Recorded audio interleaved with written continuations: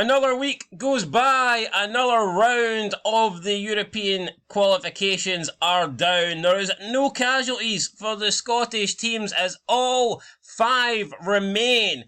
However, Hibernian were certainly wounded with a shot because they have been dropped down a level to the Conference League. Welcome back, guys, to Fog Football for your European review show. Scotland started with 5 teams, 5 lives if you want to call it. And we still have 5 lives, but yeah, Hibernian there took a bit of a hit. Not a critical hit, but a shit one nonetheless. They had their wings clipped, they'll put it that far, man, right? It's not quite they've put a shotgun to the chest, but they've been damaged. That might come in the next round, though, against Partizan Belgrade. It might, and it might be a double barrel shotgun. One barrel 1 week, and the next, boom, the full whammy. But as for Hibs, unlucky, but we're not here to talk about Hibs, we're here to talk about the greatest competition in the land, the Champions League. Yeah, what I will say is we're guaranteed to get into August now. I think we are currently in August as we speak, as this video is getting recorded, as this video will be uploaded. Happy August, and everybody. We have all 5 teams remaining. It's Hulk Hogan Day in Florida. It is, so congratulations. The Hulkster, rest in peace. But yeah, all 5 Scottish teams remain, so that's a positive. I mean, I guess only one team really could have been eliminated from all competitions as of this moment in time, and I didn't really expect Dundee United to fall to Unastrasen. So here, look, you got to be in it to win it. We're doing all right. We've got 5 teams still healthy in European competition. Let's see how much longer that lasts. Can we get to the end of August with all 5 teams remaining? Last thing on Hibs Midtjylland before we get into it. I think the frustrating thing is, based off what we've seen in the 2 ties, we thought Hibs would go through to a degree, but prior to the 2 matches, a draw and a defeat's probably what we thought would happen. 2 draws. Have you been technical about it? Yeah, well, yeah, but you know what I mean, though. Yeah, anyway, let's talk about Champions League then. So, Shelbourne lost 4-0 on aggregate to Karabag. I felt like this was a difficult draw for them. They could have certainly got an easier side than Karabag. Now, I think there was definitely tougher ties for them as well. And it was the kind of draw where I thought, you know what? If they got a result, I wouldn't be shocked. But if they got smashed, I wouldn't be shocked either. And unfortunately, over both legs, they lost 4-0. Is what it is. They will drop down into Europa League now, but they're guaranteed a playoff spot no matter what, so they're happy enough with that. Yeah, and that's all you need to do. If you're these Champions League sides, if you win your first qualifying round, you're guaranteed a playoff.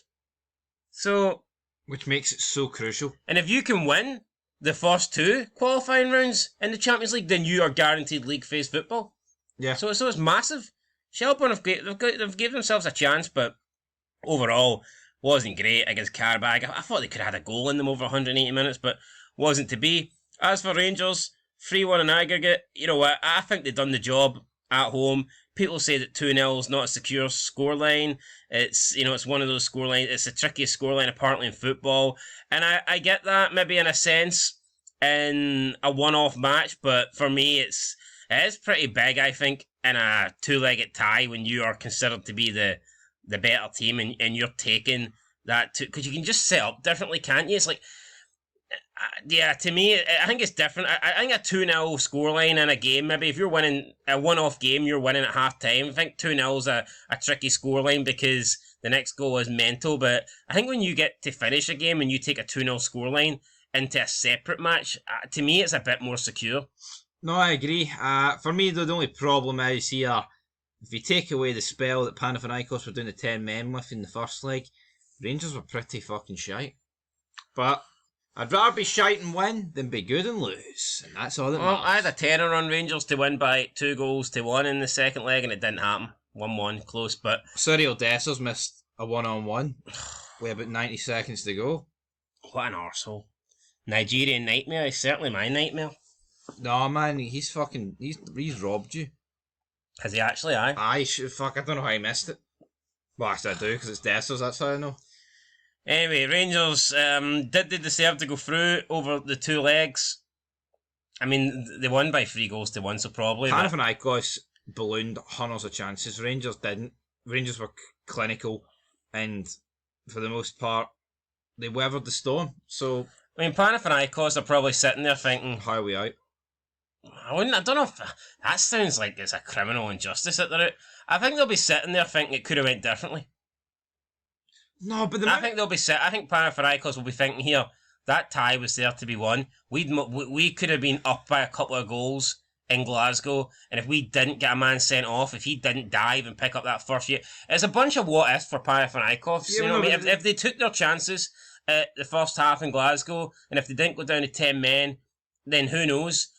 You could argue if they don't go down to 10 men, then maybe they don't lose that match in Glasgow, and maybe they're not a trailing 2-0 deficit. So, you know. Yeah, but they should have been leading away in Athens in the second leg at half time, like 2 or 3, but it was 0-0 because the Rangers are the greatest team in the land. So 3-1, we'll take it. Up next, Victoria Pleasant for Rangers, and to me, we should be booking a spot in the playoff round.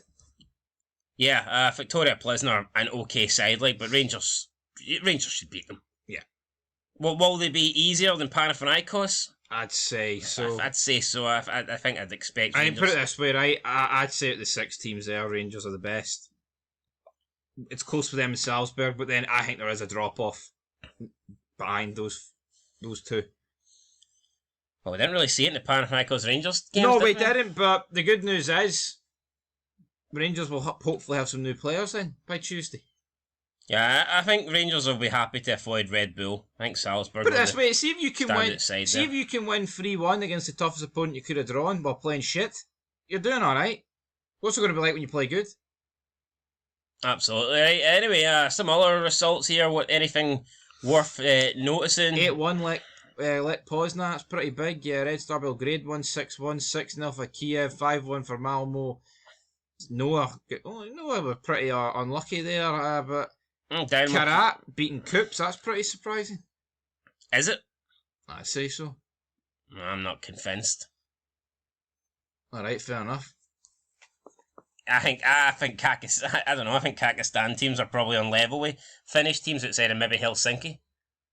I'd say Astana's probably better than Helsinki. Why is this a surprise then? Because Coops won the first leg 2-0 and Karat won the second leg 3-0. Yeah, but didn't we see that Finnish team get beat 4-0? Or someone beat a Finnish team 4-0 in the last leg and then they lost 5-0? Cups, was it no? No, I don't know. Might have been them. Either way, we'll move on for the greatest competition in the land. Well, let's have a look at what's happening in the next round then. So, yeah, Rangers taking on Victoria Pleasant, Nice against Benfica, Feyenoord against Fenerbahce, and Red Bull Salzburg taking on Club Bruges. So Rangers can't get match 4. It's only the other 2. When you look at these ties here, Rangers have they've definitely had a stroke of luck, haven't they? No, they have. First leg at Ibrox. No, I mean Victoria Pleasant are by far the weakest side at these 8. Yeah, but that's the magical thing of the. That's why I think anything other than the playoffs is a bit of a failure, man.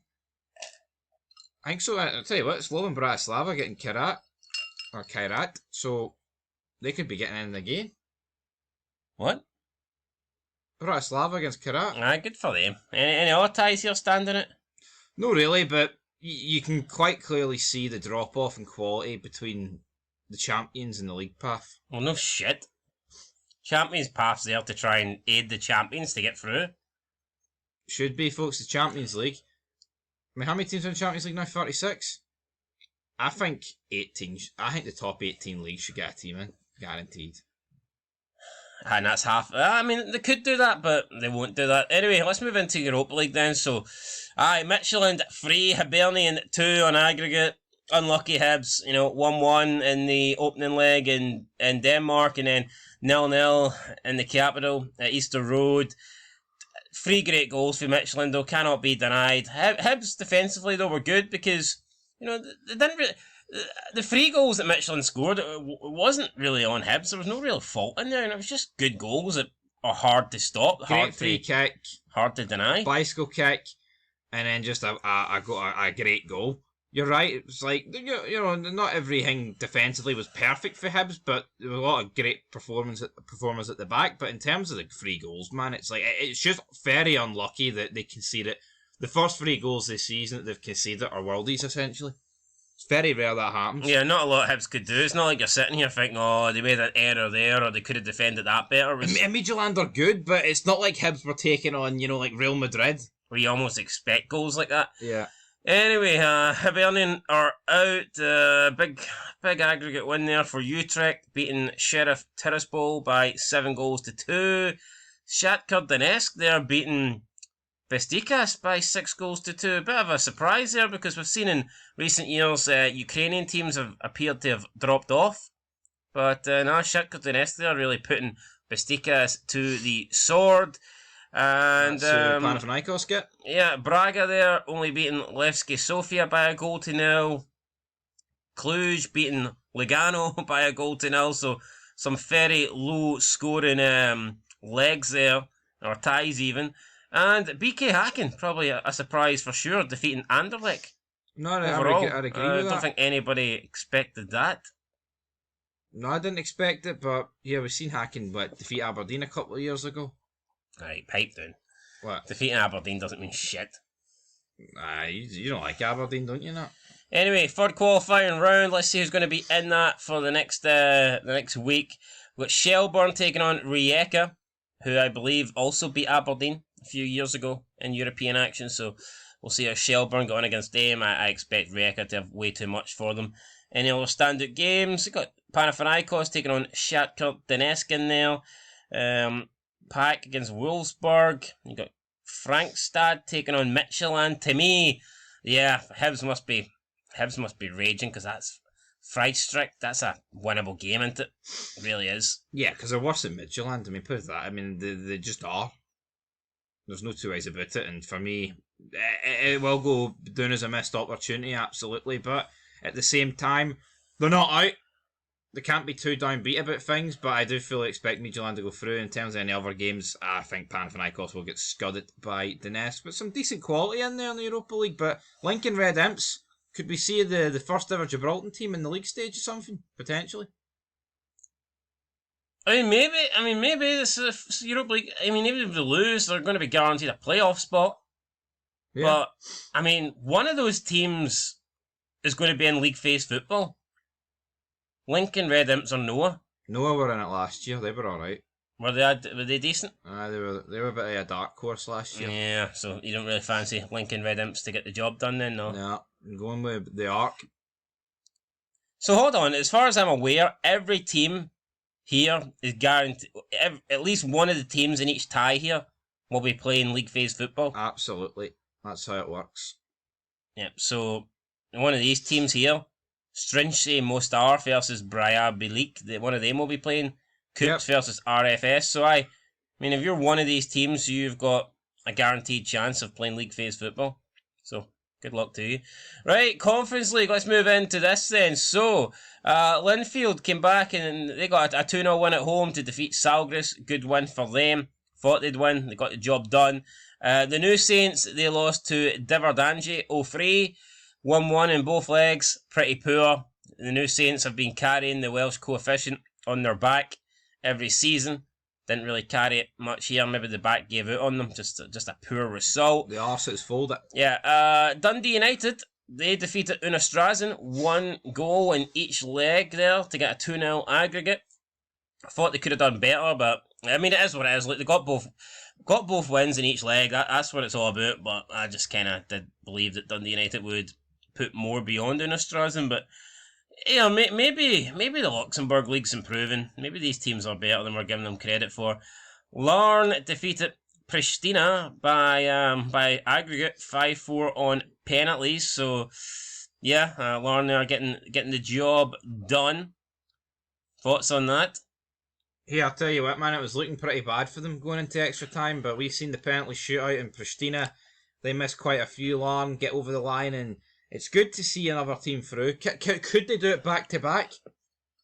Yeah, I say could they do it back to back. We'll soon find out when we have a wee look at the next round. But it's good to see another home nation side through. But Dungannon Swifts, they crashed out, went down to 10 men. Yeah, they made it to extra time, but they got overdone, didn't they, at the end? Feiken beat Copair 12-3 on aggregate. That's one of the biggest aggregate scores you'll see. Definitely. Anything else we want to look at for St Pat's defeated Nome Kalilu by 3-2. St Pat's were actually going out of this tie. 90 minutes in, it was 2-0 on the night to Noam Kalilu, but St Pat's did get a goal back with a couple of minutes to go. That took it into extra time, and then St Pat's took the lead in extra time, and Noam Kalilu had a free kick literally with pretty much no minutes to go, and their defender, one of their defenders was on the halfway line, literally on his knees praying for his team to score the free kick, and they didn't. It was saved by the keeper. So could Hibs be dishing out some praying of their own here? Because Partizan Belgrade defeated Alexia Andrea 6-0 in aggregate. Yeah, and you would expect like the third, fourth best Ukrainian team to be decent. Yeah, so that's a good result for Partizan Belgrade. But yeah, obviously praying didn't work.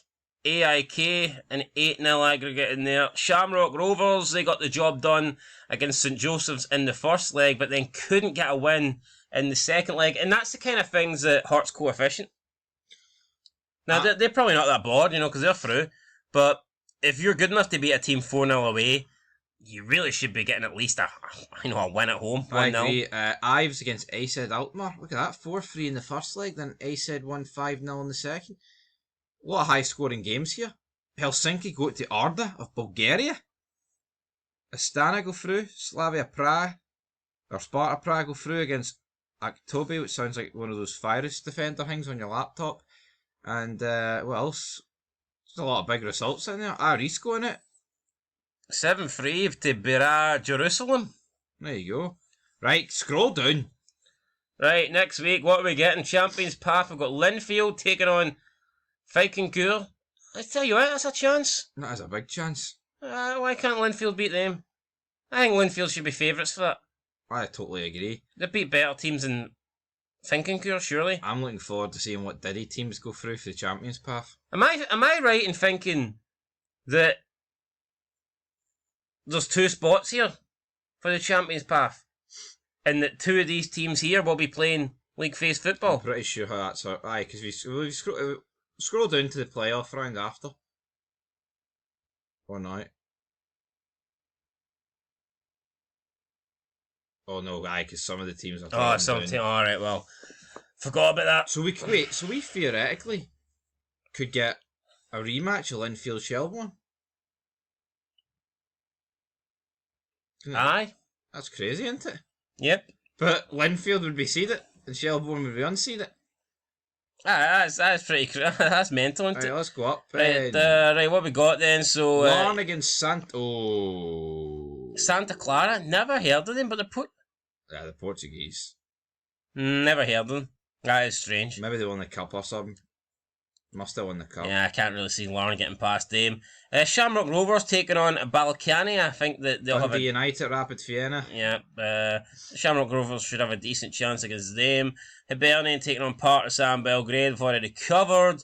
And St Patrick's taking on Bestikas. So it looks like St Patrick's, I would say, are definitely out. There's going to be a lot of heavy hits this week. And Larne are definitely out. I mean, that doesn't matter who that team is. If you're a team for Portugal, will always beat a team for Northern Ireland. So, yeah, I reckon we could see a lot of the home nations falling. Yeah.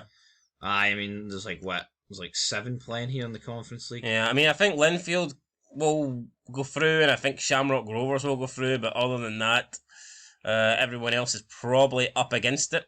So, yeah, we'll have to wait and see how that pans out. But as for the coefficient, let's get into it then. So Dundee United currently leading the way. Dundee United are the top coefficient scorers. So this podcast is no sponsored by Iceland, by the way. Need to get ad blockers, won't I, man? No, I like looking at the Iceland stuff. Anyway, will there be any trips to Iceland? Probably not, coming up here. But Dundee United leading the way. 2 coefficient points. Rangers 1.5. Hibernian 1. Celtic and Aberdeen yet to enter into European competition.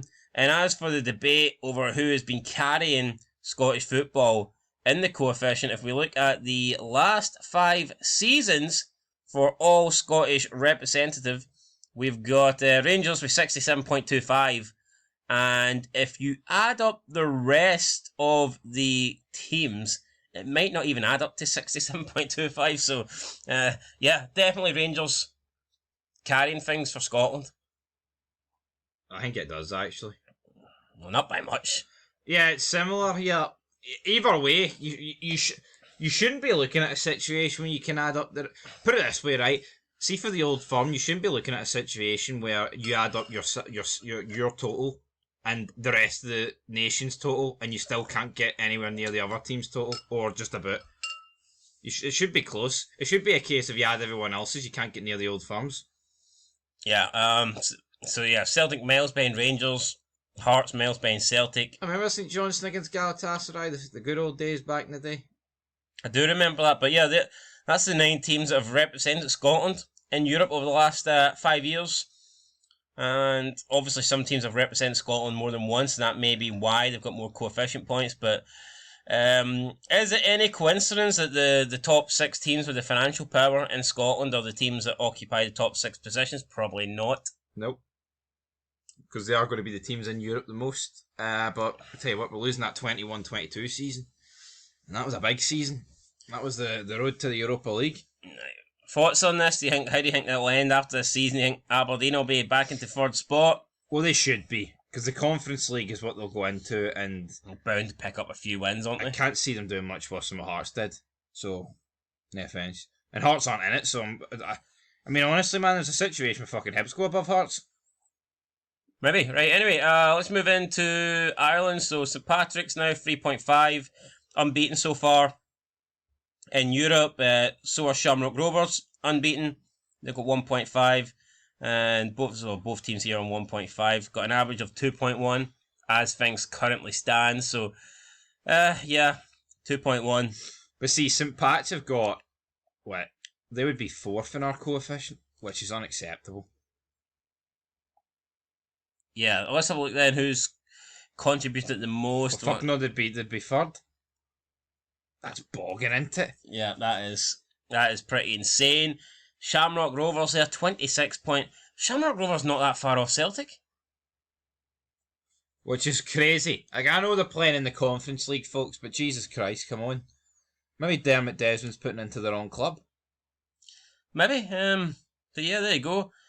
What I'm seeing here is the teams in Ireland are, on average, doing like they're kind of doing better than teams in Scotland, which is unacceptable, man. I mean, when was the last time you seen Dundalk? It's been a while. Or maybe it hasn't been, because obviously they've acquired points over the last couple of campaigns, at least in the last 5. So yeah. Anyway, moving into Northern Ireland, you got Linfield on 2 coefficient points. You got Larne, who have just picked up 4 fucking draws. So, 4 no wins, no defeats. Tell you what though, up next we've got Santa Clara. I tell you what, they'll be doing pretty well if they've got 6 draws after that. Yeah, I think if they add any coefficient points to that tally, I'll be shocked. Over the last 5 seasons, Larne actually, I wouldn't have thought that Larne have more coefficient points than Linfield. Tell you what, Glentoran Belfast sounds absolutely fucking shite. Doesn't it? Yeah, I'd just get rid of that. Well, I thought Cliftonville would have been higher up here. No, but it's like So Cliftonville, essentially, in the last 5 years, have only had 1 draw in European football. 1 draw. No, I think that's pathetic for Cliftonville, to be honest. Right, well, let's just move on to Wales then. And, yeah, TNS, 0.5, Benny Point, 0.5, Harvard West County, 0. Wales should just fucking, take Aberdeen's gimmick back off them and shag sheep, because that's all they're fucking... I mean, what else are they doing here? Yeah. Seriously? And, I said that if you add up all the teams in Scotland outside of Rangers, they almost don't catch Rangers, but that's actually true with TNS. Look at the state of some of these teams, man. All these teams combined don't have... If you combine all their coefficients, they don't even match TNS, so... Yeah, Can we honestly be surprised, though? Like, look at the state of this. Look at the state of these teams. Like, Bala, I mean, the fucking Nomads. The Nomad Charter. I mean, no, hold on, actually, man. Kelly getting beat by them. We did not bury that enough. You were almost defending it earlier. Oh, it was a one-off. They got spooked by their patches. Fucking reel it in. That's almost... No, that is worse than Sligo. I know it was theoretically closer, but come on. Connacht's Nomads? I'm not having that. No good, guys. Anyway, that's it for your review show. We'll catch you in the next one. Leave a like, leave a comment, subscribe. And of course, until next time, peace.